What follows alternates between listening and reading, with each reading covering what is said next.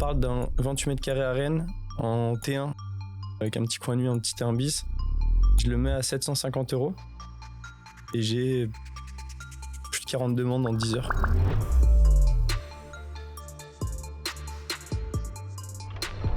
Le lendemain, le petit papy, il vient nous voir, 2 valises, il nous les pose sur le bureau.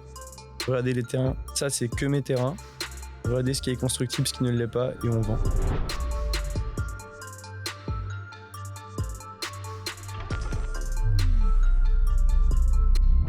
Salut tout le monde, salut Axel. Enchanté. Salut, enchanté comme c'était la première fois. Ça commence bien, c'est pas grave, c'est un bon démarrage. Hein. Salut Nico. Salut, ça va. Salut, ça va, au top. Toujours un plaisir, donc on va co-animer cet épisode qui est particulier parce qu'on travaille tous ensemble. Mais ça va être cool de découvrir le parcours d'Axel aujourd'hui. Axel Collin. Comme d'habitude. Surtout en plus que tu viens fraîchement d'arriver chez nous. C'est vrai. Donc on va considérer que c'est mon invité. Allez. Et donc je te laisse faire la découverte, qui sera forcément une vraie découverte pour le coup, parce que vous avez pas forcément échangé autant que ça. Quand même, on a passé du temps ensemble déjà. Je savais pas. Déjà, salut Axel, très heureux de te recevoir. Et écoute, ta carte blanche, dis-nous qui t'es, d'où tu viens, ce que t'as fait, ce que t'as pas fait, ce que tu veux. On commence comme ça. Ouais. Ça, d'emblée. Ouais. Axel, j'ai 28 ans et je suis breton d'origine. J'aime bien le dire, je suis assez fier de ma terre natale. Il est où le drapeau? Comment? Il est où le drapeau? Ouais, j'ai mis des rayures pour rappeler le côté marin. Je vis à Paris avec ma copine Mathilde. On a un petit appart dans le 9e. J'ai un cursus 100% IMO. J'ai fait une licence en finance, j'ai fait un master en IMO, j'ai travaillé en tant qu'agent immobilier, en indépendant, en franchise, une création à la Baule. Et ensuite en start-up, une petite start-up berlinoise qui s'était implantée sur Paris. Ça n'a pas forcément marché du feu de Dieu.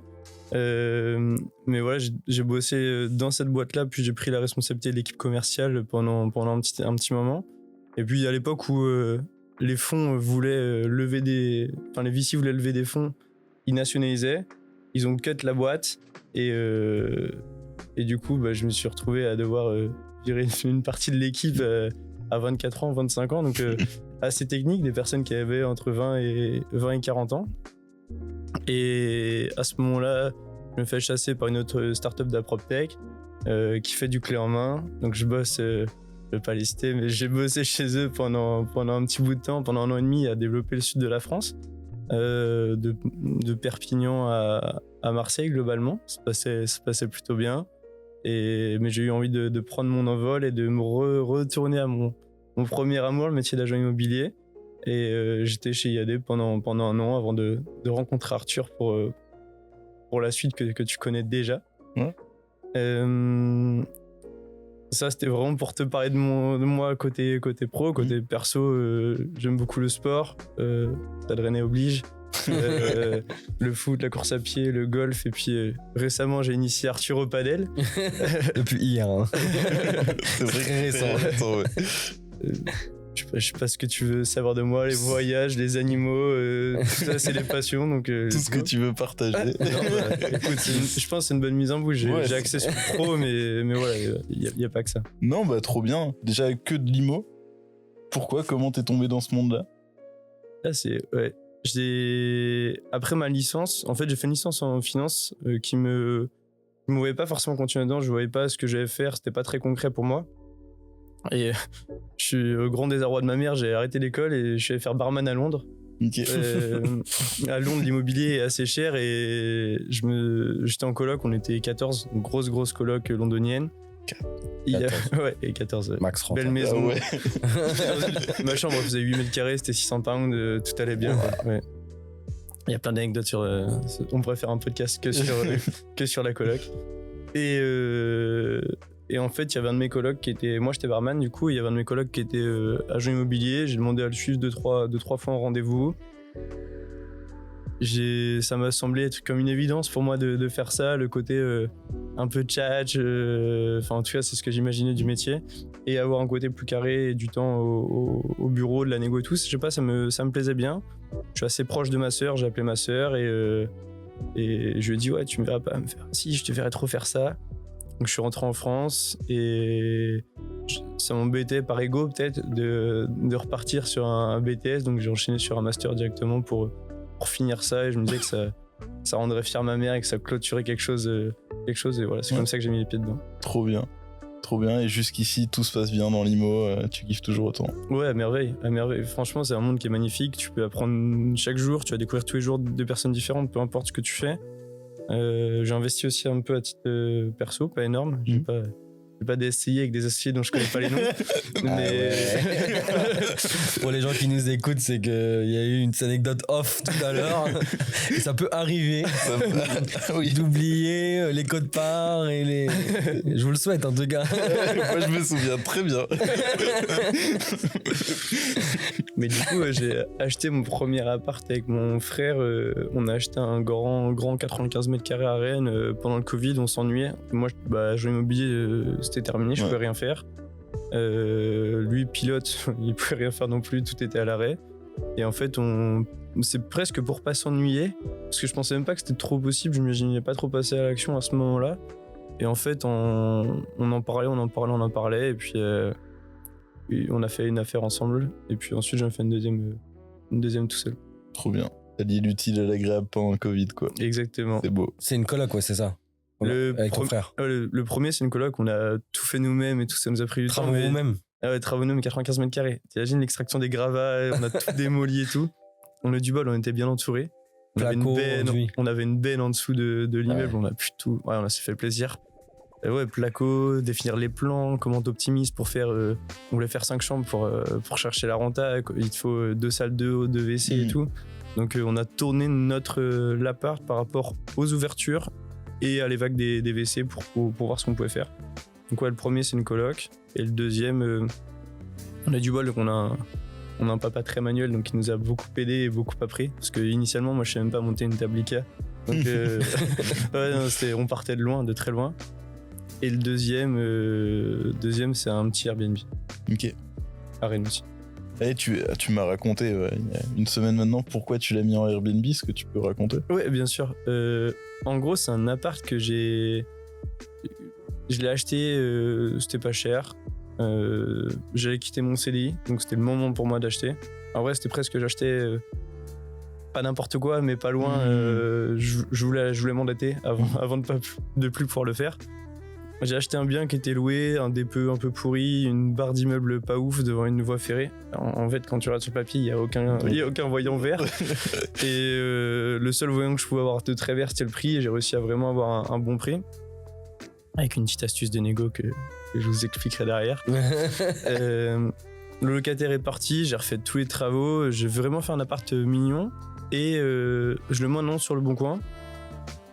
On parle d'un 28 mètres carrés à Rennes, en T1, avec un petit coin de nuit, un petit T1 bis. Je le mets à 750 €. Et j'ai plus de 40 demandes en 10 heures. Coupe l'annonce. Il y a, dans ces demandes-là, il y a des conciergeries qui m'ont contacté. Ils me vantent un peu les mérites, qui me disent tu vas pouvoir faire tant de chiffres, blablabla. Et j'y crois pas trop. J'y crois pas trop parce que c'est un monde qui est inconnu pour moi, le Airbnb, à ce moment-là. Je connais même pas AirDNA. Donc compliqué de se faire un avis. Et en fait, je rencontre plusieurs conciergeries, dont celle que j'ai actuellement, qui me partagent les calendriers d'autres biens qu'elles gèrent sur Rennes, qu'elles me disent on va pouvoir faire ci, faire ça, etc. Et en fait, je me dis ouais, en vrai, moi j'imaginais à ce moment-là peut-être lancer une boîte d'accompagnement en investissement pour du clé en main. Et je me dis c'est peut-être la bonne opportunité de tester un axe que tu connais pas du tout et qui pourra plaire des personnes que tu accompagneras. Et je me lance comme ça et ouais, très heureux. Trop bien. Ouais, très très heureux du Airbnb. Du coup, t'es à combien sur la base des 750? Maintenant là, tu fais combien en moyenne par mois? Je suis à 1150. Ok. Dans ta poche? Ouais, ouais, je suis à 970 dans ma poche. Non, ça t'a rajouté presque 200 €. Ouais. C'est bien. Et du coup, la technique de négociation secrète? En gros, le bien était affiché à 115 000 €. j'ai fait une offre à 80 000 euros sans condition suspensive d'obtention de crédit. J'étais pas forcément très serein, Non, mais je me suis dit, bon, le tente. Donc forcément, quand tu arrives avec c'est le mot magique un peu pour un vendeur de se dire ouais, c'est bon, ça passe le financement et tout. Il veut pas te lâcher la main, il veut te garder jusqu'au bout. Et en fait, il me fait une contre-offre qui est trop élevée à ce moment-là. Je crois qu'il me fait une contre-offre à 100 000. Moi, je lui fais une contre-offre je me dis vas-y, c'est la dernière contre-offre que je fais, je monte à 90. Il me refait une contre-offre et finalement on a signé à 95. Mais à ce moment-là, je dis ok, mais je remets mes conditions suspensives d'obtention de crédit. Et lui, il s'est dit bah puisqu'à 80 000 il est serein, il n'y a pas de raison qu'à 95 ça passe pas. Et en fait, c'est passé comme ça. Et d'ailleurs, comme une lettre à la poste. si l'offre elle est acceptée sur la base des 80 000 et qu'il te la signe, t'as toujours le délai de rétractation? Ouais, bah j'ai toujours après la promesse, je peux toujours sortir, j'ai mis 10 jours. J'aurais changé les banques dardard à ce moment-là, mais non, mais je pense que ça l'aurait fait. À 80 000, j'aurais trouvé du monde pour y aller avec moi. Sans filet. Sans filet. Mais du coup, ouais, franchement, c'est une petite astuce. Trop bonne astuce. Après, je sais que sur certains montants, bon, les conditions suspensives, c'est toujours sans conditions suspensives, ça fait rêver, mais moi, j'avais accompagné des clients sur des appartes, mais c'était tellement pas cher, c'était 40-50 000 euros. Au final, quand tu dis sans condition, bah, c'est bien, mais bon, c'est un crédit conso, ton truc. Donc, exactement. on s'en fout, quoi. Mais par contre, tu vois, t'as des zones où on va avec M Capital, par exemple, je pense à la Côte-Fleurie, où dans d'autres zones en Ile-de-France, on va se battre avec quelqu'un en face, on va jouer avec des offres. Eux, là-bas, ils ont presque pas... Enfin, il y a beaucoup de gens qui achètent sans condition suspensive. Et du coup, ça rend très très compliqué la recherche. Donc, ouais, c'est comme une vraie heure, mais c'est comme tu dis, quand tu commences à être sur des prix, bon, pas 50 000 euros, mais beaucoup plus cher, pour le vendeur, il faut se mettre à place, c'est ultra rassurant. Ah bah c'est clair. Et nous, c'est plus le volume qu'on amène qui fait que les agences se disent, ok, bon, je vais quand même pousser l'offre d'M Capital, mais c'est une vraie problématique qu'on a parce qu'en face, ça arrive sans condition suspensive. Ça a vendu son appart sur Paris ou un truc comme ça. C'est le volume et le fait qu'on ait des bonnes relations avec les partenaires qui nous permettent d'avoir ça, quoi. Oui, sinon c'est pas un mot magique, sinon c'est un mot essentiel, quoi. Ça termine, ça clôt la conversation instantanément. Il faut se mettre à la place du vendeur. C'est vachement rassurant. Ok, top. Et du coup, est-ce que tu peux nous parler de tes premiers pas dans l'immobilier, mais sur le terrain? Peut-être ta première aventure, ça me rappelait une histoire que tu m'avais racontée et que tu vas raconter mieux que moi, comment tu avais réussi à créer ton réseau en faisant boire des gens. C'est un breton, hein, il a pas mis ça, ils ont pas mis de solution. Hein. Ah, j'aime bien la fête. Mais Bodmer, c'est connu que les bistrots rapprochent et que tu vois, il veut y aller. Non, mais que en ce moment il y a de moins en moins de bistrots en France et du coup il y a aussi moins de liens sociaux, etc. Et ça a été prouvé. Je sais que j'ai entendu un reportage très récemment sur RMC là-dessus. Mais du coup on vient d'arriver, je suis en master à ce moment-là, je suis en alternance. Je suis à Pornichet, à côté de la Baule. Création de franchise Plaza. J'ai une directrice au top, qui est une ancienne notaire, mais qui n'a pas fait d'IMO. Une commerciale qui était dans la pharma, qui n'a pas fait d'IMO. Un autre commercial, mais qui n'a pas fait d'IMO. En fait, on est et c'est presque moi le plus expérimenté en IMO, parce que j'ai 1 an d'expérience avant en alternance. Les autres, on n'en a jamais fait. Et au départ, pour se faire connaître, tu fais du boitage, tu fais des choses comme ça, mais moi, honnêtement, ça me plaît pas du tout. Tu mets tes baskets, tu vas mettre des tracts dans les boîtes aux lettres, c'est pas là où je prends le plus de plaisir, mais bon, au départ c'est essentiel, donc je le fais. Et puis au bout de 2-3 semaines donc on est en septembre, je vais à l'école une semaine, je reviens, elle me dit ouais Axel, faut qu'on refasse un petit tour, ça fait 3 semaines qu'on a pas fait ça, faut qu'on fasse un petit tour. Je dis ouais, en vrai j'ai réfléchi, moi j'ai pas eu envie de faire ça aujourd'hui, et je vais faire quelque chose d'un peu différent et je pense que ça peut payer. Et en fait à Pornichet t'as un hippodrome et il y a une population de personnes âgées qui est assez développée, qui viennent passer leur beau jour ici. Et le PMU est blindé. Le petit tabac PMU est blindé. Et je dis vas-y, je vais faire un petit tour au PMU et je vais faire des contacts. Mais j'y vais avec l'ambition de rencontrer du monde, mais pour passer un bon moment, et peut-être que ça m'ouvrira des portes, mais si ça m'ouvrirait pas, si ça ne m'en ouvre pas, c'est pas grave. Au pire, je passe un bon moment. Petite bitch. Et donc il est 10h et j'y vais et Vin blanc 10h. bah, clairement. Et je tombe sur un petit papy tout mignon, très gentil, et je lui dis bah ouais, je sais pas comment jouer au quintet, je connais rien à ça, est-ce que tu peux m'expliquer, etc. Donc assieds-toi là, prends un petit verre de blanc et après on parle. Et donc on est posé avec notre petit verre de blanc, il m'explique un peu comment ça fonctionne. C'est vraiment l'endroit où il faut être le mercredi matin à Pornichet, c'est le PMU. Place to be. Et du coup, hyper gentil, il m'explique, il est avec son petit chien là, on est posé, mais il me dit par contre avant de t'expliquer, c'est petit verre de blanc chacun, avec grand plaisir. Échauffement. T'expliques que sous 2 grammes. C'est la règle. J'ai rien retenu. Non, mais réellement, je sais pas jouer Au quintet. Qui a mis 2 heures à lui expliquer, il sait pas le faire. Ah, tu vas voir comment ça va évoluer. Et en fait, on parle de tout, de rien, ce que tu fais dans la vie, et je lui explique que je travaille pour l'agence Plaza à ce moment-là. Il me dit ah mais celle qui est juste en bas de chez moi. Je fais comment ça juste en bas et on s'est pas rencontrés, c'est pas normal, etc. Tu fais quoi ce soir? Et il me dit bah je sais pas trop. Je fais bah écoute, tu viens avec tous les copains de la résidence, la copro. Vous venez, c'est apéro pour nous, c'est pas normal qu'on se soit pas rencontrés encore. Vous venez à l'agence, tu me ramènes le maximum de personnes que tu peux.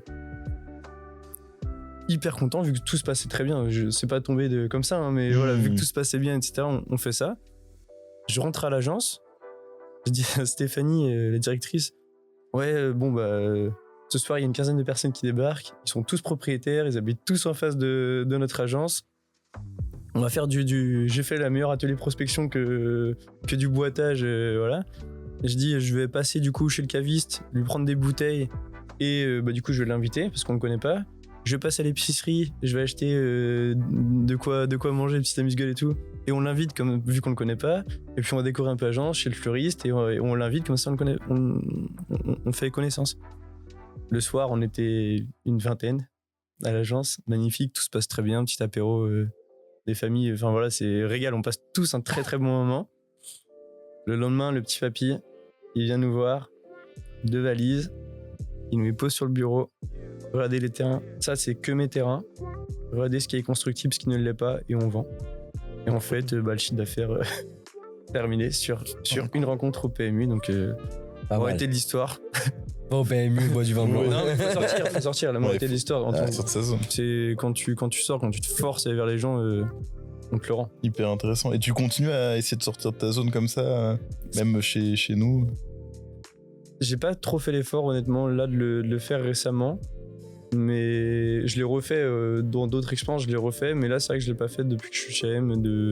C'est un peu différent. Parce que là, tu dois contrôler un secteur. Donc, le lien. Là, c'est toi qui aimes bien le sport, là, c'est un métier d'information. C'est qu'il a besoin de l'information en local. Qui vend, qui est sur le point de vendre. Genre, limite, quand t'entends un divorce, tu sais qu'il y a une maison en vente. Enfin, c'est vraiment l'information qui est au cœur de ton métier. Et en l'occurrence, nous, comme on est en national et qu'on cherche des opportunités d'investissement, on peut pas mailler toute la France. Donc, c'est un peu différent dans ton approche. Par contre, où tu pourrais voir des parallèles, c'est si on a un partenaire qui a vraiment compris notre activité et qui, lui, par contre, contrôle une zone, on a un intérêt à avoir une très bonne relation avec lui. Alors, au-delà de l'intérêt, on passe un bon moment. Et puis voilà. Et puis, ça nous est arrivé d'aller au resto avec le gars, de boire un coup après, de l'inviter. À titre perso, j'ai une maison sur la côte fleurie. Et du coup, l'agent, on l'invite, il kiffe. Et donc, du coup, évidemment, comme maintenant, il y a du lien, ça fait plus de 2 ans qu'on travaille avec lui. Bah, si t'es s'il a il a un petit appartement vue mer, bah là, celui qu'on a fait acheter au client Antoine. C'est une pépite, enfin je suis désolé mais c'est incroyable le truc et il nous le donne parce qu'on a cette relation donc là quand même c'est parallèle mais c'est incroyable.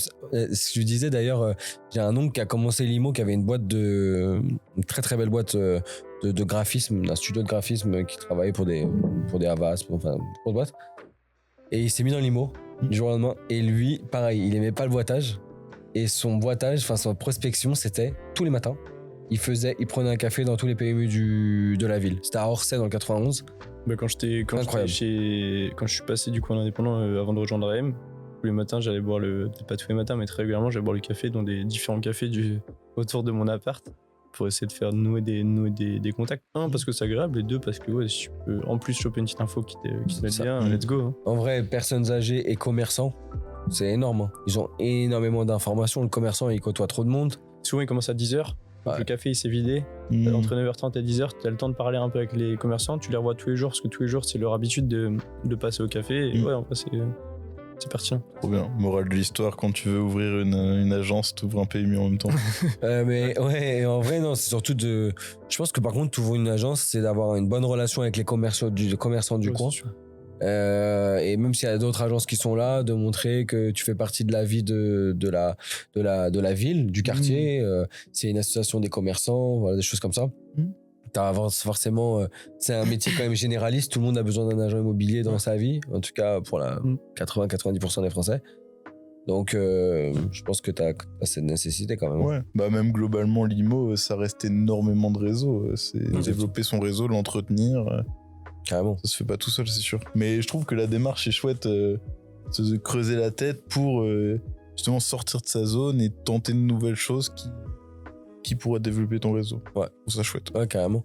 Et puis, c'est d'essayer de casser un peu les codes. Bah, tu vois, maintenant, t'as les réseaux sociaux aussi. Hein. Les réseaux sociaux, les agents immobiliers, c'est une nouvelle façon de prospecter. Hein.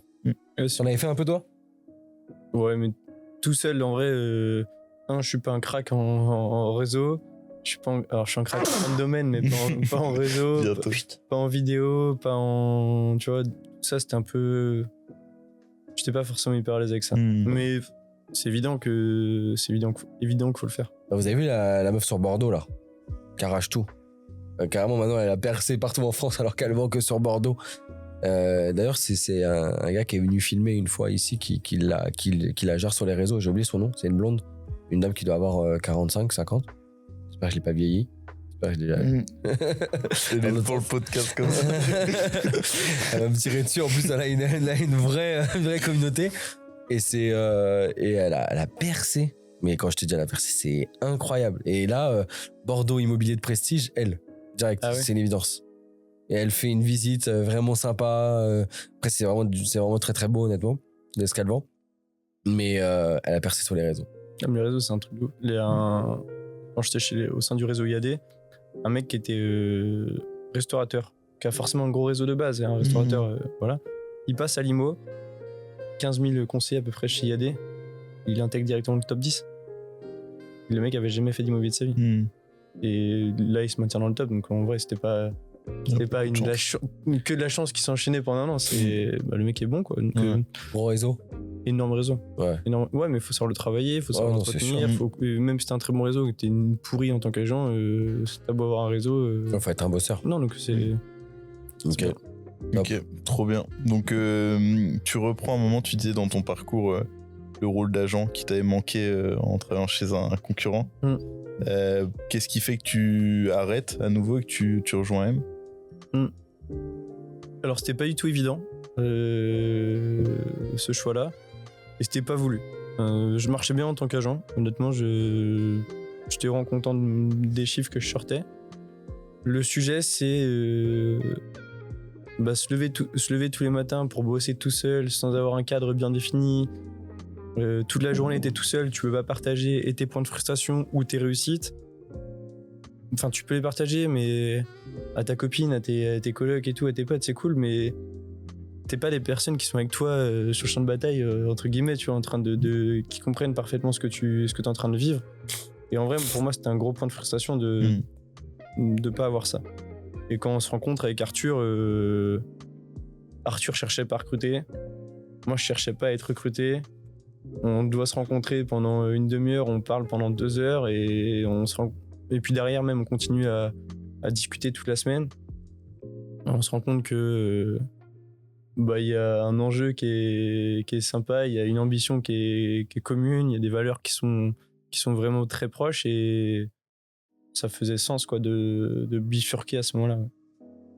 Ouais, et puis nous on était comme on a récupéré avant qu'Axel arrive, on a une grosse boîte de Protec qui est tombé et du coup j'avais récupéré des collaborateurs en pensant qu'ils étaient game ready. Bon bref, ça n'a pas été, on va dire que là pour le coup les valeurs n'étaient pas du tout alignées parce qu'ici on fait du sur-mesure, on fait pas du quantitatif, donc ils ont jamais réussi à switcher.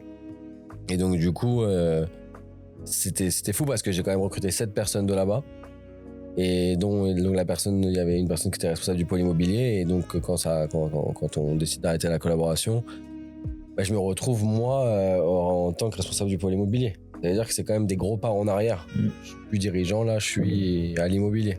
Mais là j'avais tellement peur parce que quand ils ont une fin de relation assez conflictuelle comme ça, évidemment les postes de commerciaux, ça te met un impact direct sur le chiffre d'affaires. Hein. T'es pas dans une atmosphère qui est optimale pour créer de la valeur.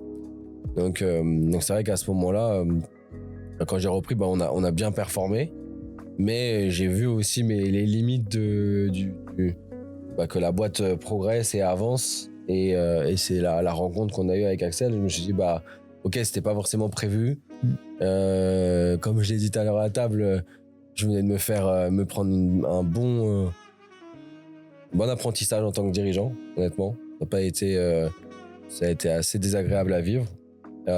Et puis une grosse remise en question, parce qu'en vrai, à la fin, si t'as envie de progresser, c'est pas forcément jeter la balle sur eux, c'est plutôt de dire qu'est-ce que moi j'ai mal fait, parce que c'est forcément le dénominateur commun.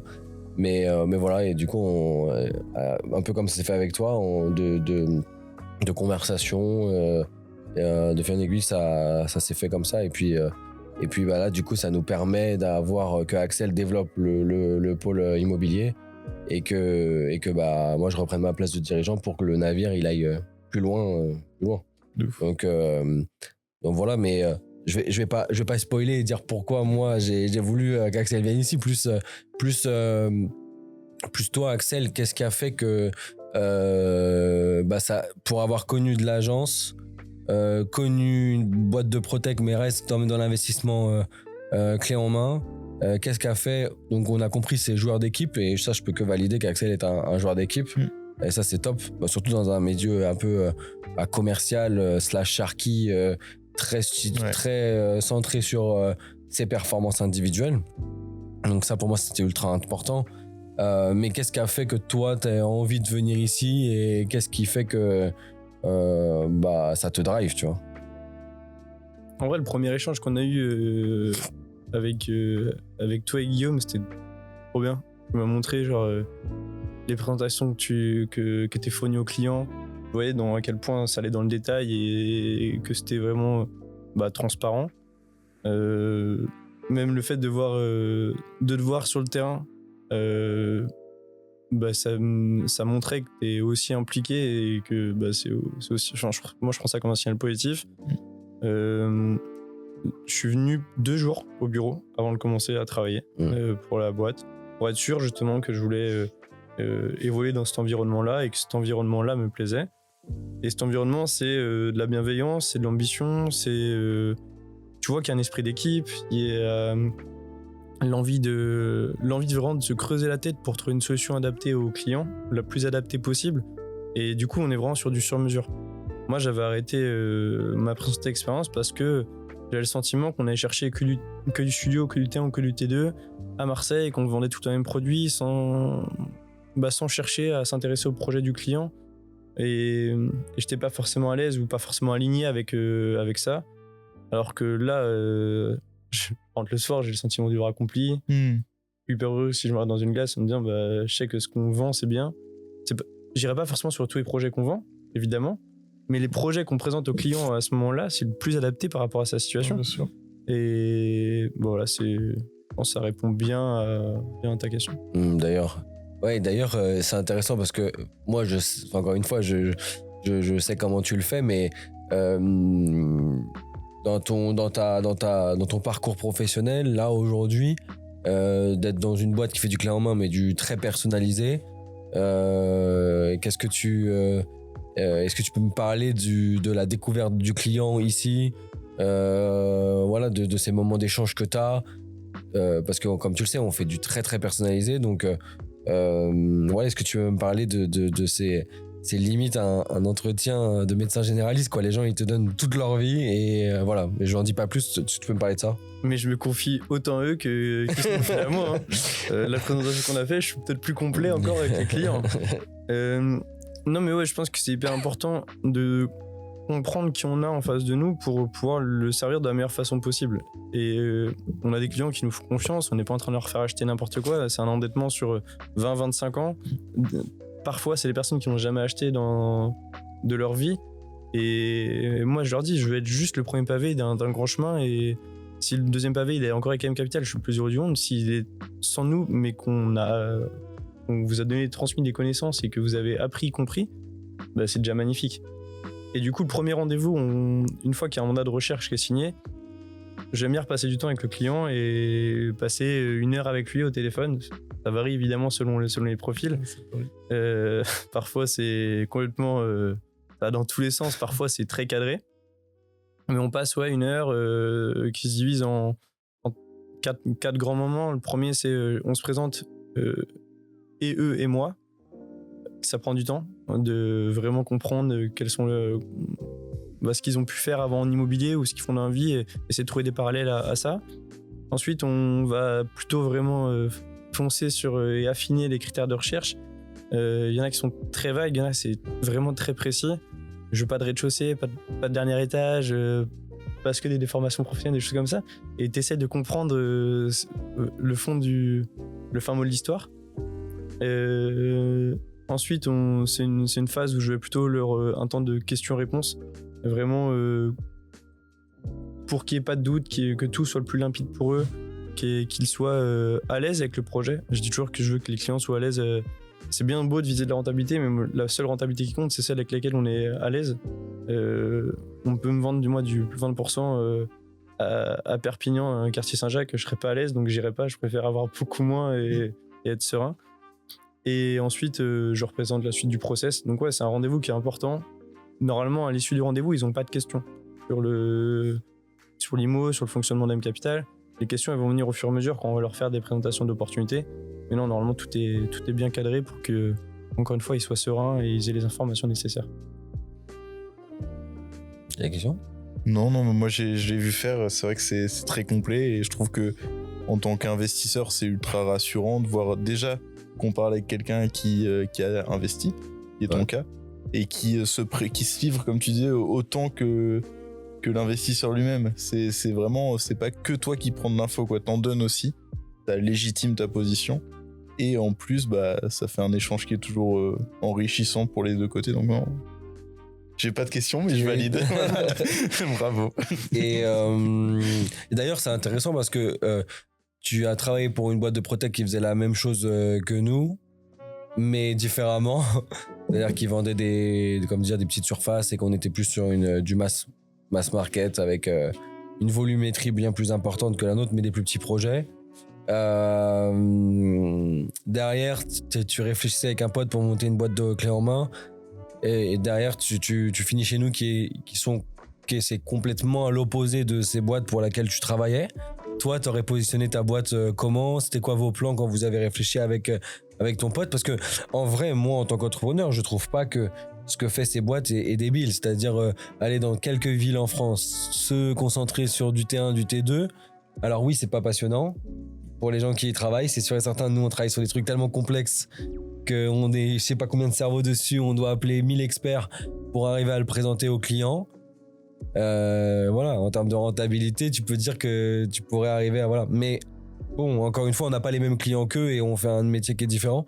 Mais voilà, je voulais savoir, toi, si par exemple tu devais faire un business plan en live, comment tu t'étais projeté à l'époque et qu'est-ce que tu modifierais aujourd'hui ? On aurait fait les choses un peu différemment, je pense, en s'appuyant sur les secteurs qu'on connaissait le mieux, tout simplement. On se rencontre au Mans, en IUT. Ensuite, on a filé à Rennes tous les deux pour la licence. Bon, c'est à ce moment-là que le changement de parcours et que je suis parti à Londres, mais du coup, Rennes, Le Mans et Paris. En gros, c'était les 3 axes parce qu'on a beaucoup de potes sur Paris qui viennent de l'Ouest et qui, on connaît la situation à Paris, pour investir, pour acheter, c'est compliqué. Du coup, c'est des personnes qui font des investissements. Et du coup, on les aurait accompagnés sur des investissements au Mans et à Rennes. Du coup, on aurait. En gros, l'idée, c'était ça, en tout cas pour se lancer. Pas de faire beaucoup de volume. Tu vois, être 2 dans la boîte, gérer ça vraiment à micro taille, tu vois, être tout petit. Mais sur une aventure entre potes, aider nos potes à investir. En gros, on avait l'idée parce que on vivait en coloc, on était 4, avec bah tu vois, moi dans l'IMO, lui il est chez PwC, un qui est avocat fiscaliste et un qui est banquier. Alors, en fait, ceux qui sont l'avocat fiscaliste et le banquier, ils ont fait des invests qui sont pas des mauvais invests, mais ils auraient pu, je pense, optimiser à plusieurs étapes du process, et du coup plutôt qu'avoir un résultat moyen in fine, avoir vraiment un très bon résultat avec d'autres choix. Et on s'est dit, même si eux, qui sont quand même au cœur de ce sujet-là, optimisent mal, mais des personnes random, elles font des erreurs terribles en fait. Et lui Martin avait beaucoup théorisé le truc. Il avait des fichiers Excel, etc., qui étaient monstres, qui étaient trop bien détaillés. Et moi, j'ai plutôt l'aspect pratique, sans doute un peu moins carré que lui, un peu moins rigoureux, mais plus j'y vais. Et en fait, ouais, l'idée c'était un peu ça. Et bah, moi, j'accompagnais un de nos potes d'ailleurs, qui est notaire, mais tu vois, qui nous fait confiance aussi pour y aller. Et en gros, c'était ça l'idée. Okay. Donc vraiment du sur-mesure sur 2-3 secteurs qu'on connaît, qu'on trouve attractifs, avec un mix entre courte et longue durée. Enfin voilà. Je me rappelle, d'ailleurs, j'avais rencontré Martin, il m'avait, et même toi, tu me l'avais déjà dit que vous vouliez prendre un peu le contre-pied. Moi, j'avais fait la même chose sur la transparence des chiffres, aller loin sur les simulations prévisionnelles, rentrer dans le détail du fiscal, mais surtout du fiscal, comment dire, sur le profil que tu as en face de toi, faire vraiment du sur-mesure, ce qui est peu fait aujourd'hui, voire pas fait. Mais il y a vraiment cette approche, je me rappelle, c'était aussi un des trucs moi qui m'avait séduit avec Axel, c'est que l'approche de se dire je vends quelque chose, je vends un bien à une personne, en vrai je pourrais lui vendre et un peu disparaître, parce que souvent la punition elle se passe pas au moment de l'achat, elle se passe au moment de la revente. Et du coup c'est d'avoir une vision vraiment long terme, en te disant bah non, je suis pas là juste pour lui vendre un produit, je suis là pour lui vendre un accompagnement. Et ça, c'est un truc on avait, pour moi, qui était juste indispensable. Quand tu es en contact avec un client au service commercial, si t'as pas une vision long terme, c'est que tu viens faire du one shot, et on n'est pas là pour ça. Mais typiquement, tu vois, les potes de... Moi, j'ai fait investir Mathis, mon pote qui est notaire, là. Et en gros, ses potes, ils m'ont dit, ouais, Axel, ils ont vu que ça tournait, etc. Ça y est, les travaux sont finis, la locataire elle est en place, ça tourne bien. Ouais, Axel, tu peux me trouver la même chose que Mathis, je suis chaud. Et en fait, j'en ai eu plusieurs des mecs comme ça. Et tu sais que quand tu fais bien les choses une fois, surtout auprès d'un réseau proche, bah ça parle trop vite en fait. Ouais, c'est sûr. Bah moi j'ai commencé comme ça. Moi c'est comme ça, c'était que des gens autour de nous. Et le seul hic, parce que ça a été quand même, juste pour faire le parallèle avec ton activité, même si c'est toi l'invité, mais ce qui est complexe à ça, c'est que tu sais, on n'est pas juste agent immobilier où tu gères juste les transactions. En fait, le cycle est tellement long que d'être pas beaucoup, d'être comme ça que 2, en fait, c'est vite compliqué. C'est ce que je t'expliquais. Tu rentres dans des cycles, en fait. Ouais, et c'est ça qui est pas simple avec. Et d'ailleurs, c'est pour ça, sans les citer, le modèle où tu sais, les gens sont indépendants, un modèle de Protech où ils envoient des leads sur de l'investissement, mais le mec qui est en local, il gère le client, l'agence, trouver le bien, le financement, les travaux, l'ameublement. Certes, il lui passe une rétrocom qui est incroyable, enfin, qui est grosse, mais en fait, il a une limite de temps, il peut pas du tout en faire énormément. Ou alors il va en faire plein dès le départ, mais il va vite se retrouver conducteur de travaux et à chaque étape, courtier va devoir taper aux portes. Et j'avais vite fait ce parallèle-là. Mais ce qui est complexe, c'est que si t'as pas levé de fonds, bah, le moment où t'es tout seul et le moment où tu recrutes, où t'as un responsable de pôle, faut serrer les fesses. Bah ouais. C'est ça, le modèle est difficile. Ouais. Le modèle du clé en main est quand même ultra difficile, il faut vraiment bien l'étudier. Et je pense que du coup, chez AM Capital, c'est ce qui est fait. Et le modèle, c'est pas juste du clé en main. Et c'est là où tu arrives à t'y retrouver. Ouais. Mais si tu veux faire de l'ultra personnalisé dans 2 villes que tu maîtrises parfaitement, où t'es pas beaucoup, bah, dès que tu veux t'ouvrir à d'autres villes, tu dois recruter, t'as besoin d'une équipe de vente et tout, donc c'est pas scalable. Ouais, si tu veux grossir. Ouais, si tu veux grossir, c'est compliqué, mais si tu dis on a une TPE qui marche bien et ou une petite PME qui marche bien et qui a pas forcément l'ambition d'une hyper croissance, ça peut être intéressant. Mais je pense qu'il faut au moins que tu aies une région. Parce que le truc, c'est ça que je voulais te dire, c'est quand tu es une petite boîte dans le clé en main, pour moi, soit tu t'essouffles, soit tu galères parce que tu as ce côté cyclique en fait. Tu peux pas tout gérer en même temps. Ouais, moi c'est plus ça, tu m'as convaincu là-dessus. Parce qu'on avait essayé avec Alexandre Drouet, qui est notre DG aujourd'hui. Il avait ouvert M Capital West en société individuelle et on s'est rendu compte que en fait déjà t'avais, à partir du moment où tu faisais des agences comme ça a été fait d'ailleurs par des concurrents, tu venais doubler des postes, tu venais doubler des process, doubler du savoir, enfin bref, et surtout du coup évidemment plus de charges, donc demande de plus de performance. Et le mec à la tête du petit truc en local, il travaille comme un arrache-pied pour en tout cas sur les démarrages, pas forcément à la hauteur de ses sacrifices. Et il est dans des schémas très cycliques. Et c'est en tout cas, j'arrive pas trop à voir un truc.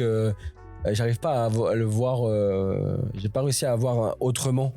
Et c'est pour ça, parce que j'ai eu ces réflexions-là. Hein. Moi, si je te dis mon chiffre sur mon bilan long de la première année et de la deuxième, ça c'était 1 an et demi. J'ai fait des chiffres incroyables. Mais en vrai, j'ai mis autant de temps à signer tous les clients, à trouver les biens, qu'à les livrer. Ouais. Et c'est parce que justement, t'as choisi un modèle d'ultra personnalisation qui fait que quand t'accompagnes quelqu'un, t'as pas le temps de trouver d'autres à accompagner. Ouais. Tandis que sur beaucoup de modèles de clés en main actuellement, de la concurrence, c'est tellement des petits projets peu complexes qu'au final, si t'es tout seul, tu peux trouver le client, l'accompagner et trouver d'autres clients en même temps. Okay. Et du coup, je pense que tu seras jamais, sur ce modèle-là, tu seras jamais aussi rentable que quand t'es tout seul. Mais sur celui d'AM Capital, c'est impossible. Et du coup, tu gères quand même la personne des travaux. Ouais. Tu vois, par exemple, c'est simple. Ok, par exemple, t'as un gars des travaux. C'est un gars de confiance. Tu dis, ok, top. Mais dis que le gars, il pète un câble ou j'en sais rien. Tu te retrouves. C'est bon, c'est ta responsabilité. Ouais. Le client, il dit, non, mais attends. J'ai payé une société clé en main. T'as beau lui dire, mais non, t'as signé le devis directement. C'est toi le maître d'œuvre et tout. Oublie ça. Toi, tu t'es engagé à m'amener une prestation clé en main. Et donc, c'est ta responsabilité. Et c'est là que ça devient complexe. Ah, c'est sûr. Et après, t'as aussi, nous, des erreurs qu'on a faites. Hein. On est, nous, tu connais notre approche full bienveillance, performance pour les clients. Sauf on allait chercher des boîtes de travaux qui étaient vraiment pas chères pour faire full performance, mais du coup, tu prends le pas cher coûte cher, tu vois. Et c'était pas simple de doser. De doser ça, et honnêtement aujourd'hui je pense quand même qu'il faut des experts sur une chaîne de valeur qui est quand même très importante. C'est un accompagnement qui met en moyenne 8-16 mois, on va dire, en fonction des projets, et que chaque personne chaque en tout cas maillage, il y ait un expert, parce que c'est tellement comme on en parlait dans le premier épisode avec Stéphane, t'as tellement d'expertises différentes tu peux pas être excellent partout. Ah non, c'est impossible. Donc soit tu décides de rester en surface, ou en tout cas d'être moyen partout, soit tu dis ok, je vais prendre un expert dans chaque domaine, et on le voit chez nous, c'est ça. Hein. Mais je pense que c'est une des clés du clé en main. Et d'ailleurs, je vais te poser une question, n'y vois aucun jugement. Non, pas jugement que je voudrais me faire flatter. C'est pas du tout dans ce sens-là. C'est plus, c'est intéressant. C'est pourquoi tu penses que notre modèle a plus de chances d'être successful que le modèle pour lequel tu as déjà travaillé, qui était une belle boîte. Moi, je respecte les gens qui entreprennent et qui montent des choses. Même au niveau tech, c'était incroyable ce qu'ils ont fait. Puis même, ils ont démocratisé l'investissement immobilier. Donc ils ont même bossé pour nous, clairement, qui ça m'arrivait après. Mais ouais, entre les deux modèles maintenant que t'as, l'objectif n'est pas de cracher, c'est pas du tout l'ADN d'ici d'ailleurs, mais voilà, mais plus de toi, ta conscience. Tu pourrais répondre aussi, parce que t'as travaillé pas chez lui, mais dans une autre boîte concurrente. Je te dis, moi, tu sais tout le bien que je pense de mon ancienne boîte. Exactement, c'est pour ça. Ils ont développé plein de trucs qui sont ouf, l'expérience client via la tech, etc., tout ce qui a été fait, je pense que c'est incroyable. Expérience même pour les agents qui avaient des. Enfin voilà, c'était vraiment fou. Mais quand tu fais du volume, bah, tu t'exposes forcément avec forcément à un moment donné, c'est de cut du personnel pour être le plus rentable possible. Et du coup, tu sais que les dossiers vont être survolés. Du coup, tu t'exposes à des problématiques peut-être d'ordre juridique, de copro, des choses comme ça, et que t'as pas fait attention, qu'il y avait un règlement qui allait tomber parce qu'il y avait un plan pluriannuel qui était. T'avais le document où tu l'as pas lu ou tu l'as pas constitué, consulté. Tu l'exposes à ça. Là, le fait qu'on soit. Donc, je fais juste le parallèle sur ça. Nous, le fait qu'on soit. Tu vois, le service juridique qui check tous les dossiers à chaque fois, que tout soit carré, tout avance. Vu qu'on en a moins, on peut prendre le temps de les checker et d'être le plus complet possible. Déjà, pour moi, c'est un point qui est hyper important. Ensuite, tu as l'aspect. Si on prend ce qui me concerne directement, le polymo, vraiment on se creuse la tête. Tu vois, moi, c'était entre guillemets simple. J'allais chercher du T2, du studio. Je savais les quartiers que je devais viser. Marseille 3, parce que on savait les vendre. On connaissait le discours par cœur, c'était rodé. On connaissait les questions en amont même d'avoir les dossiers, parce que c'était tous la même chose. Donc tu peux faire ce volume-là, en tout cas pour la recherche de biens. Par contre, tu as des biens qui sont d'une qualité médiocre. Marseille 3, je sais pas si vous êtes allé, mais terre d'avenir, mais pour l'instant terre de deal. Donc t'as des gros problèmes, des grosses copros catastrophiques. On faisait acheter à des gens à distance qui visitaient pas forcément les biens, et sans même que nous on y aille. Et il y a des dossiers qui étaient catastrophiques. Et du coup il y a ça, il y a cet aspect faire du volume vs où tu crées de la valeur. Je sais pas, le projet qu'on est en train de faire dans le 91, on divise je peux redonner du contexte, mais on divise une maison en 7 appartements, plus un appartement dans une dépendance, plus 2 terrains qui seront, pour l'instant, qui ne sont pas constructibles, mais on anticipe le fait qu'ils le soient en créant déjà un passage pour les revendre à la découpe, plus 2 autres dépendances qui pourront être aménagées en appartements, divisées en appartements, donc on anticipe déjà les créations de places de parking. On va sur le bien, il n'y a pas d'offre, il n'y a rien du tout. On va dessus, on est avec entrepreneur, Arthur pour sa vision, Amandine Oumaima pour l'archi, voir comment on peut optimiser au maximum l'espace. Ils nous ont fait gagner un logement. Elles nous ont fait gagner un appart. Nous, on avait anticipé 6 apparts plus 1. Ouais. Et en fait, on finit à 7 apparts plus 1. Enfin, c'est magnifique. Notre partenaire Oscar Bâtiment qui arrive, dit ah ouais, là, on va pouvoir faire ci, faire ça, faire ça. Pour le client, c'est magnifique, ça le rassure, ça lui montre que notre accompagnement, quand on débarque, dans tous les cas, une fois que je fais mon premier rendez-vous, je reviens un peu en arrière, mais une fois que je fais le premier rendez-vous, grand groupe WhatsApp, on est une dizaine à débarquer dessus. Et je préviens le client, je dis n'ayez pas peur, on va débarquer, on va être une petite armée, mais c'est pour être le plus complet et le plus compétent possible. Et le fait d'avoir ce partenariat-là, sur la partie travaux, ça nous, ou sur la partie archi, en vrai, ça nous permet de pas de raconter n'importe quoi, et de maîtriser ce qu'on va faire, maîtriser les coûts. Et ouais, ça pour moi, c'est une énorme différence. Ouais. Et du coup, ça te challenge d'aller sur des types d'actifs bien plus gros et bien plus importants, parce que y a aussi un truc, c'est qu'on n'a pas du tout. D'ailleurs, c'est aussi pour ça qu'on arrive à avancer et croître. C'est qu'on n'a pas la même typologie de clients aussi. Tu vois, on n'a pas du tout les mêmes paniers moyens. Ouais. Et toi, dans ton évolution professionnelle, même de tes investissements, parce que c'est top ce que tu as fait, surtout à ton âge, mais là tu vends des projets qui sont encore plus, parce qu'on travaille pour des entrepreneurs, des gens qui ont quand même des gros budgets, des gros cadres. Je pense à 2 dont tu penses aussi. Il y a beaucoup de zéros sur la fiche de paye, et donc on va sur des actifs, d'études d'actifs qui sont importantes, techniques. Qu'est-ce que t'aimes? Ça challenge parce qu'on sait que ça peut être simple, parce qu'on sait qu'il faut créer de la valeur, et on sait à l'issue de l'opération qu'on revend, on a pris de l'argent. Déjà, c'est sur des grosses opérations comme ça, on arrive à le faire systématiquement, et ça, c'est assez ouf.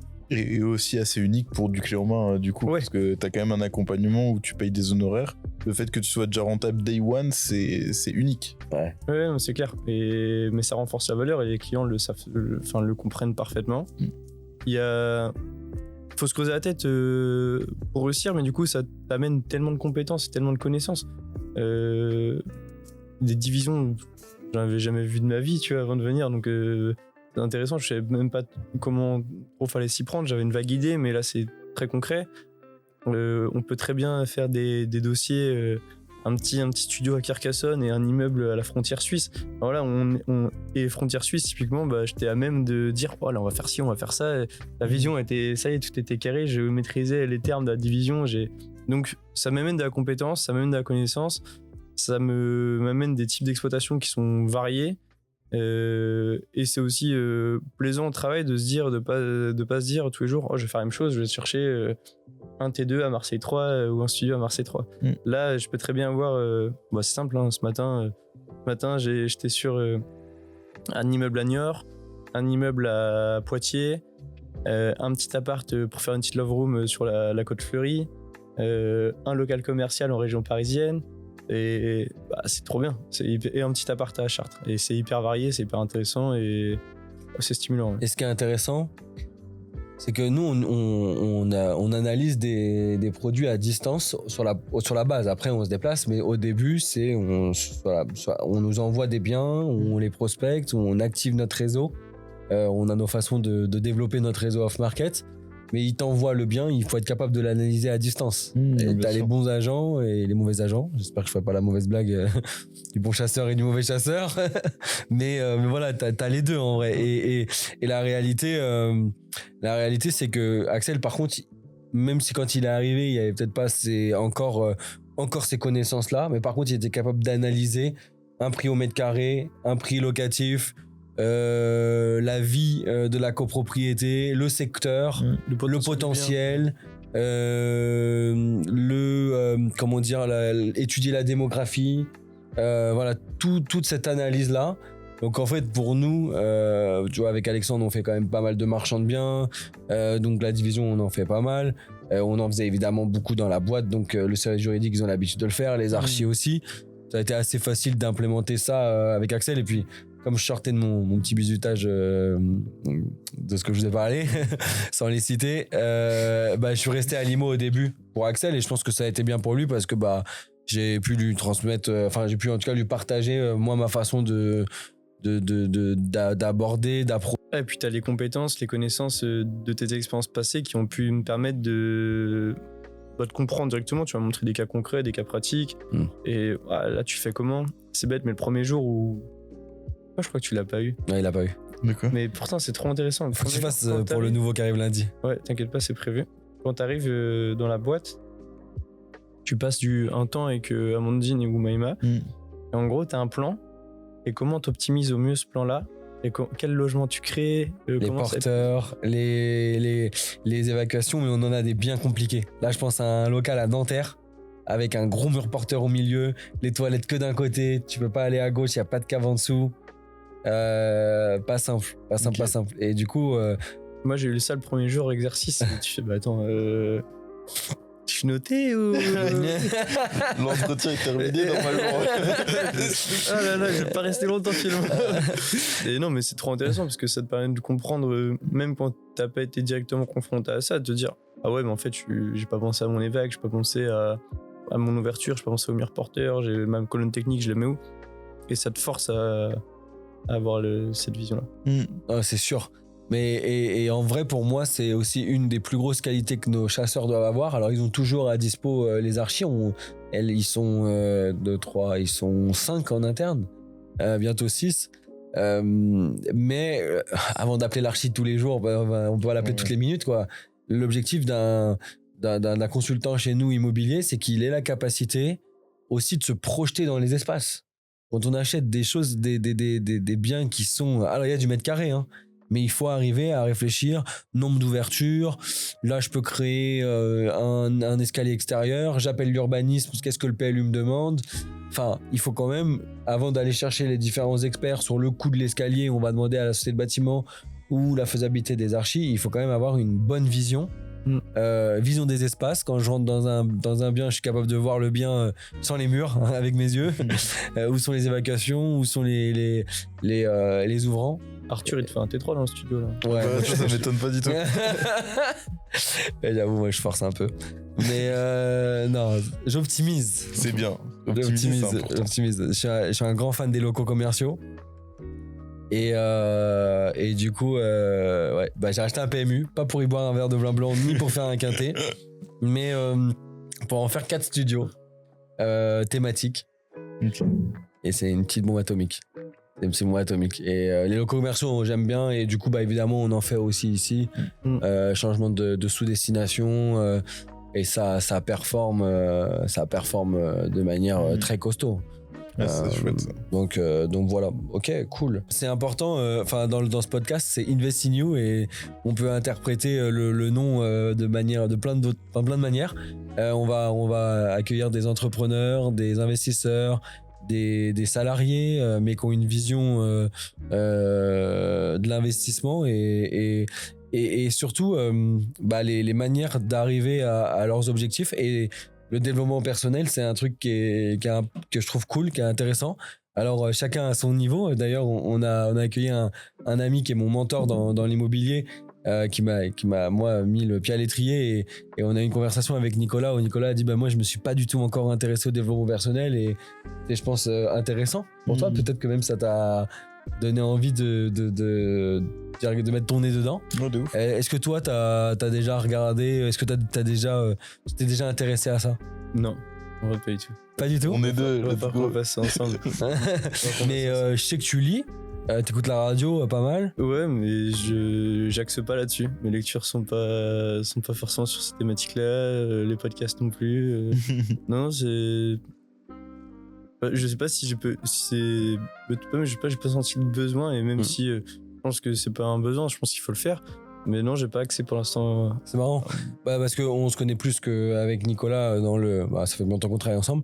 Mais moi, j'aurais cru que tu avais quand même déjà commencé, en tout cas dans ta façon de manager tes collaborateurs.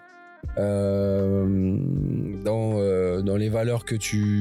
les valeurs dans tes attentes. Je pensais que tu avais déjà commencé. Peut-être inconsciemment, mais patiemment. Ouais. Et du coup, quelle place tu mets dans l'apprentissage dans ta vie, toi perso? J'essaie d'apprendre toujours. On en a parlé récemment. Toi, tu étais trop curieux d'apprendre des nouvelles choses, etc. Et moi j'essaie aussi. Mais et puis pour être tout le temps informé de ce qui se passe, pour être c'est pour ça que tous les matins j'écoute la radio. J'ai pas envie d'être abruti par les informations, mais je trouve ça important de se renseigner sur ce qu'il en est. Non, et puis j'aime bien, tu vois, j'ai vu un truc l'autre jour, mais tu poses une question à ChatGPT, genre vraiment sur un sujet précis, où tu demandes d'aller dans le détail, etc. Sur n'importe quel sujet, et en vrai c'est assez puissant. Et en fait, tu le fais, ça te prend 20 minutes quand t'es dans les transports, tu te renseignes à fond sur le sujet, et tu le penses un peu, et c'est rigolo. Moi, ce que j'aime bien, tu vois, des trucs que j'ai appris, c'est j'aime beaucoup les vidéos de Mounir, moi, de Finari. Et tu sais, quand il parle de la dynastie, un peu des. Je perds le nom, voilà, je suis mauvais. Les banquiers Rothschild, sur la famille Rothschild, etc. Il en a fait un qui est même pas tout récent, mais je l'ai découvert cette semaine. Ouais, il est trop intéressant. Franchement, c'est 20 minutes et c'est plus des culturels et historiques, etc. Ça m'intéresse vachement. Je pense qu'il y a quand même, en tout cas dans les équipes d'AM Capital, il y a cette volonté de vouloir apprendre, d'être hyper curieux.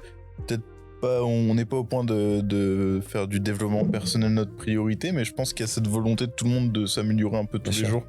Et du coup, c'est assez lié en fait, mon personnel. C'était intéressant parce que c'est ce qu'a dit Stéphane. Il a dit en fait, t'es pas vraiment obligé d'en faire. Ça se trouve, t'en fais inconsciemment par ta façon de vivre, prendre soin de son corps, faire du sport, ce que tu fais.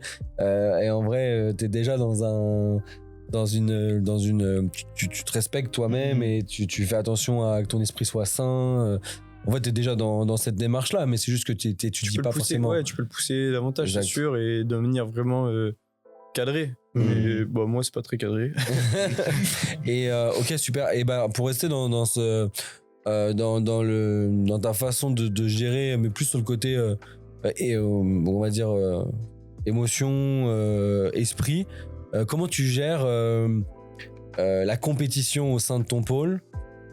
Comment tu gères tes ambitions personnelles et en même temps tes ambitions de l'équipe et et de la boîte. T'es quelqu'un qui aime la compète, voilà. Ouais, j'aime Mais l'équipe. qui est un team player, donc. Ah voilà. ouais, bah clairement, c'est ce que j'allais dire. Non, en vrai, la compète, c'est important, et si elle est saine, qu'elle soit saine, et je veille à ça. On a un Mario qui est alternant et qui, parfois, il s'enhardit un peu trop, mais il est dur à canaliser parce que bah, t'as les montagnes russes dans l'IMO, donc parfois t'es sur une vague, et je dis surfe sur la vague, profite parce qu'elle va s'arrêter, elle peut s'arrêter, elle va s'arrêter, c'est un cycle. Donc profite, mais fais pas trop le fier, parce que quand t'es au creux de la vague, bah t'as envie que le copain vienne te tendre la main. Et j'essaie de lui inculquer ça, et j'essaye de... Tu vois, c'est moi qui alloue les clients aux différents membres de l'équipe pour la chasse. J'essaye de mettre à chaque fois un gros client, un client qui a un projet qui est assez conséquent, un moyen, un plus petit, et avec des probabilités de réalisation qui sont identiques, etc., pour que bah, chacun soit sur un pied d'égalité. Il y a des chances qu'il y en a un qui sorte en premier un dossier, peut-être qu'il va en enchaîner un deuxième, un troisième, parce que bah, c'est des vagues, mais c'est pas grave, l'autre il y arrivera 15 jours après. Et donc ça, j'essaye vraiment de travailler en équité, et sur... mais on fait attention aux personnes qu'on recrute, au fait qu'elles soient... elles ont l'esprit sport, du coup il y a l'envie de réussir, mais il y a aussi l'envie d'aider les autres. Ouais, on recrute un footballeur professionnel là, qui arrive lundi. Ouais, exactement. Donc non, on essaie de cultiver cet état d'esprit-là, et de le rendre sain, de le rendre compète, en instaurant des challenges, en mettant des petits défis, etc. Et bah, je reprends l'exemple de Mario. Mario, je lui ai mis un challenge. Bon, il a bossé. Alors, c'est pas ce que je demande, et je dis pas que c'est bien, attention, mais il a bossé tout le samedi pour être le premier. Et tu vois, je fais un petit cadeau à la fin, des choses comme ça, et bah, c'est bête, mais ça stimule, ça tire tout le monde vers l'eau, et c'est intéressant. Ouais. Tu sais ce qu'il lui a dit? Il lui a dit, t'as intérêt à m'offrir un beau cadeau, sinon il n'y a plus personne qui va jouer à tes challenges. Il a dit, ah, le petit con. Il a retourné ça. Il a retourné ça. T'es obligé de lui offrir un beau cadeau derrière. Moi qui lui prendre un paquet d'Haribo, je me suis retrouvé à mettre un peu plus. Mais il était content, donc je vais réussir à maintenir un deuxième challenge. Mais c'était, en tout cas, pour compléter, je trouve que c'était intéressant, parce que moi, comme je vous ai dit tous les deux séparément, j'étais pas trop dans on est à Massy, j'étais pas trop dans ce microcosme parisien des sociétés, soit start-up ou pas, mais on va dire du clé en main, qui se connaissent un peu tous. Et je sais que c'est dans la façon de gérer les équipes, c'est très personnalisé, les objectifs très personnalisés. Et Axel a voulu mettre ça en place. Je pense que ça fait partie des améliorations de son apprentissage. Et on a mis en place aussi des objectifs par équipe. Et du coup, ce qui est cool à voir, c'est que il y a les objectifs personnels, évidemment, ils ont des primes là-dessus sur chaque bien, mais il y a aussi celle de l'équipe. Et si un bien, par exemple, est plus pertinent pour le client de l'autre, bah, il se dit non, mais en vrai, je vais pas le présenter au mien, il est parfait pour ton client. Tiens, vas-y, prends-le. Il y a vraiment il y a plus de 50% des ventes ce mois-ci, c'est à deux. Donc, et c'est trop bien. Ouais, comme tu dis, c'est de l'esprit de compétition, mais saine, et tout le monde s'entraide dans le temps. Il y a un objectif commun à la clé quand même. Ouais. Et puis même, ça fait croître la boîte. Non, c'est win-win. Ouais. En tout cas, c'est cool, et il faut vraiment qu'on arrive, parce que là, on a quand même une croissance assez importante sur la partie commerciale, et IMO, ça va faire que monter avec ton arrivée aussi. Donc, ça va être un des challenges d'Axel de garder le même ADN, parce que moi, dans mon ancienne boîte, j'ai eu jusqu'à 120 collaborateurs en saison. Mais ce qui a été le plus compliqué, c'est d'arriver à garder mon ADN que quand j'étais tout seul. Et tu vois, alors c'est vraiment pas simple. Non, c'est vraiment pas. Faut la transmettre. Et voilà. Et c'est pour ça que d'ailleurs j'ai passé du temps avec Axel pour que on soit nous d'accord, lui et moi. Et maintenant, ça va être son rôle de faire grandir son pôle, parce que plus on va rentrer du mandat, des leads, évidemment, on veut toujours faire du qualitatif. Donc pour faire du qualitatif, il faut rajouter des collaborateurs. Et ça va être un des challenges, de garder cette ADN de compétition saine. Ouais, bien sûr. Donc voilà. Ok, sur la partie développement personnel, donc pas pour l'instant, peut-être qu'on en fera un épisode 2 où vous allez devenir des... Avec un expert du développement personnel. Mais en plus, venir nous coacher. Mais en plus, en vrai, vous en faites déjà, parce que on vous rencontrez un ami de temps en temps, Sudei, qui vient.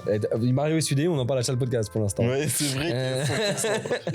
Mais vous le rencontrez, et c'est pas quelqu'un qui parle qui fait du small talk. Il parle directement de choses très deep, et je pense que t'as des super conversations avec lui. Ouais, Mais bien sûr, on aborde des sujets, je te dis, j'en fais de manière inconsciente, c'est sûr, parce que enfin, tu vois, je pense que tout le monde se remet en question un peu tout le temps pour progresser, même pour réfléchir des sujets assez profonds. Et j'aime bien avoir ces moments-là, mais tu vois, j'ai pas lu des livres ou écouté des émissions spéciales de développement personnel. Enfin voilà, je sais même pas comment ça se travaille en fait. Ah, ok, très bien.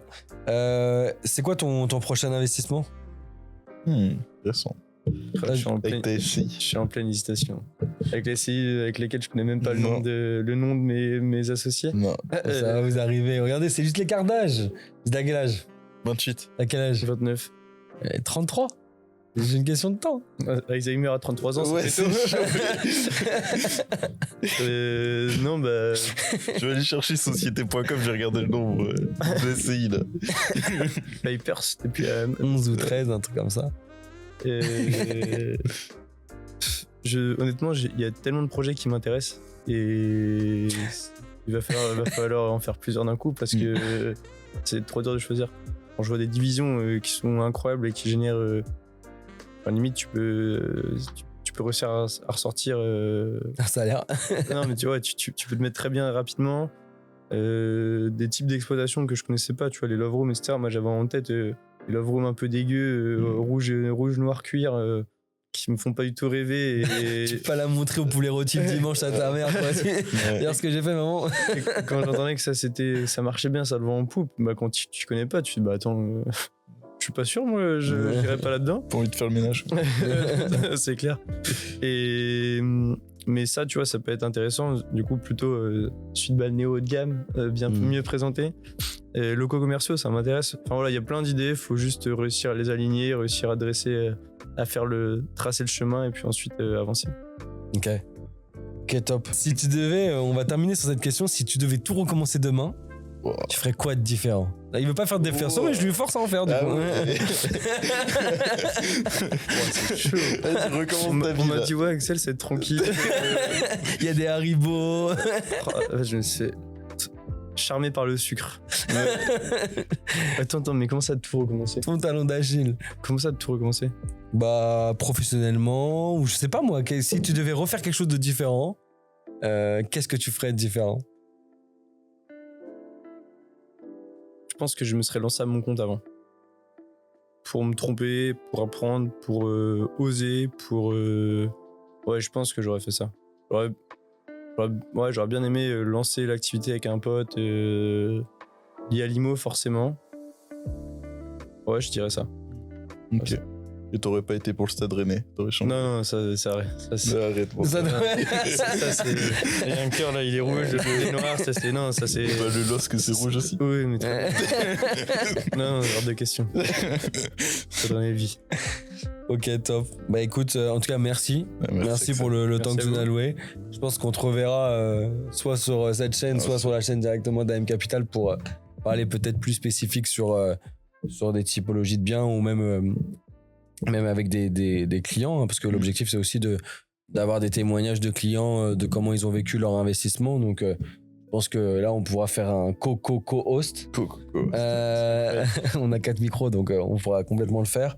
Est-ce que tu veux nous partager un dernier message? Merci. Bravo. Non, en vrai, je vous ai donné une anecdote tout à l'heure sur une négo que j'ai faite. Je vais vous donner une autre anecdote sur une autre négo. Bien. Et en vrai, qui est aussi intéressante et qui montre à quel point il faut s'intéresser aux autres. Je vous ai parlé tout à l'heure d'une négo que j'ai menée, dont j'étais plutôt fier. Je vous en partage une autre qui est aussi intéressante et pourtant complètement à l'opposé de la première. J'aime bien dire aux clients souvent quand on veut négocier que je vais défendre leur profil. Je vais essayer de comprendre le projet du vendeur pour voilà, s'il est pressé, etc. C'est toujours un axe. Et il y a la qualité du bien qui rentre en jeu. Et en fait, là, c'était un bien qu'on a vu sur le Bon Coin. Et quand j'appelle la dame, le bien était sous-pricé. Vraiment sous-pricé de ouf. 185 000 € à Rennes pour plus de 90 mètres carrés. J'étais à moins de 2000 du mètre. Je le rendais le lendemain, je pense, à 220. Vraiment sans problème. Je l'appelle et je lui dis, on parle, on échange, etc. Je lui raconte ma vie, je défends nos profils avec mon frère, pilote, ça vend du rêve. Moi, bonne situation aussi. Et en fait, je lui vends nos profils. Et elle se livre aussi à moi. L'importance de se livrer pour recevoir aussi. Et elle se livre à moi et elle me dit qu'elle a 2 enfants, ils sont en études, etc. Le bien était à 185 000 euros. Je lui ai dit, écoutez, elle m'a dit qu'elle avait une offre au prix, qu'elle l'avait acceptée oralement, mais pas encore par écrit. Et je lui ai dit, écoutez, moi, vous avez 2 enfants, vous 187 000 euros, donc 2 000 euros de plus, 1 000 euros par enfant. Et comme ça les aidera dans la vie, etc. Et je lui ai dit, la seule condition, c'est que vous me l'acceptiez maintenant. Comme ça, moi, je peux me projeter sur la suite avec mon frère, etc. Et elle a accepté mon offre. Elle a eu 7 offres supérieures à la mienne. Parce que du coup, il y a eu le déconfinement, elle avait maintenu ses visites, elle voulait plus me vendre le bien. Et je me rappelle, on avait les masques encore, tu vois, on sortait du Covid. Et en gros, je l'ai regardé droit dans les yeux et je lui ai dit, mais madame, votre bien, il est à moi pour 187 000 euros et pas 1 euro de plus. Et même si on vous propose 3 millions, il est à moi pour 187 000 euros. Et il y avait mon frère qui avait son sourire sous le masque et tout, et elle qui était dépitée. Et en fait, du coup, elle nous a cut, elle voulait plus nous parler, le notaire répondait plus, etc. Enfin bref, c'était chemin de croix pour arriver au bout. Parce que l'offre avait été signée, donc elle pouvait pas revenir en arrière. Ouais, et j'avais pris l'offre de mon agence, donc rédigée par avocat, en bonne et due forme, etc. Enfin, l'importance de bien faire les choses, d'avoir des choses cadrées. Je bois une bière avec... j'aime bien la fête. Je bois une bière avec mon pote qui est notaire. Et je lui dis, Mathis, en vrai, on est le lundi soir. Et je dis, vas-y, laisse tomber. Et des mois qu'on lui court après, les taux, à l'époque où les taux étaient très très bas. Je dis, les taux vont finir par remonter et je préfère aller sur un autre bien et lâcher celui-ci, même si ça fait chier, quoi, clairement. On est le lundi. Le jeudi matin, il m'appelle à 9h, il me dit, ouais, c'est le truc de ouf. Le notaire m'a répondu, ça y est, on a une date de signature. Alors là, tellement heureux. Et aujourd'hui, 5 chambres, 550 € la chambre. Let's go. Ouais, mais ça nous arrive, hein. Ça nous arrive, ça arrive pour clôturer, mais ça arrive des biens comme ça où l'agent immobilier a fait une erreur d'estimation. Bon, c'est souvent plutôt à la hausse pour récupérer les mandats que dans l'autre sens, mais ça peut arriver. Et Bordeaux. Bordeaux. Ouais, Bordeaux, là, c'est un truc qui est incroyable. Il est gros même. On le prend 55, ça vaut entre 120, 110 et 140. 110 si tu veux le vendre vraiment comme ça.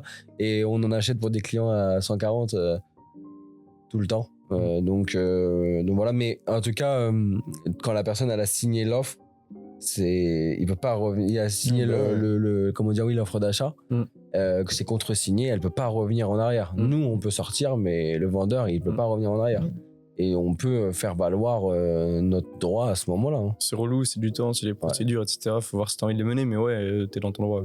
Ouais, exactement. Ok, top. Merci à vous deux. C'était très intéressant et j'espère que ça va pouvoir intéresser nos auditeurs. C'est sûr. J'espère. Et puis, on se revoit de toute façon bientôt. C'est clair. Allez, salut. Merci, ciao. ciao.